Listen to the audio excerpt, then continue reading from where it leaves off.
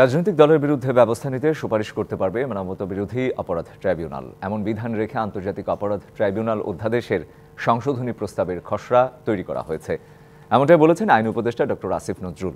আরও জানান, অনুমোদনের জন্য বুধবার উপদেষ্টা পরিষদে খসড়াটি উপস্থাপন করা হবে এবং বৃহস্পতিবারই আইনটি পাশ করা সম্ভব বলে জানান তিনি।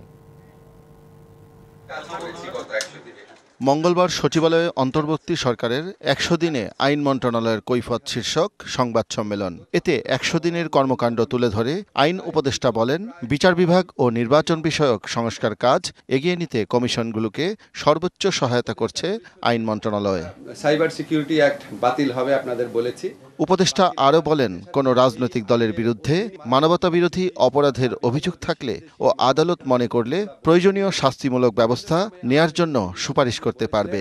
আমরা যখন এটা সংস্কারের উদ্যোগ নিলাম, আমরা চেয়েছি বিচারটা যেন বৈশ্বিক পর্যায়ে, দেশীয় পর্যায়ে গ্রহণযোগ্য হয়, একই সাথে এটার মাধ্যমে যেন সুবিচার নিশ্চিত করা হয়। এটা আগামী বৃহস্পতিবারের মধ্যেই এটা আইনে পরিণত হবে।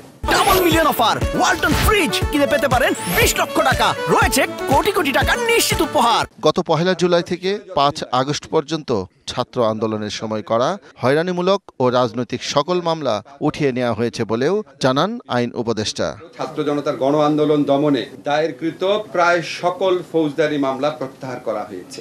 কথা বলার অপরাধে যেই সমস্ত মামলা হয়েছিল সেই মামলাগুলা একসাথে রহিত হয়ে যাবে। এছাড়া ফ্যাসিস্ট সরকারের সময় রাজনৈতিক বিবেচনায় বিচার বিভাগে ঢালাও নিয়োগ হয়েছে, তাই এসব নিয়োগ বাতিলের বিষয়ে ব্যবস্থা নেওয়া হচ্ছে বলেও জানান উপদেষ্টা।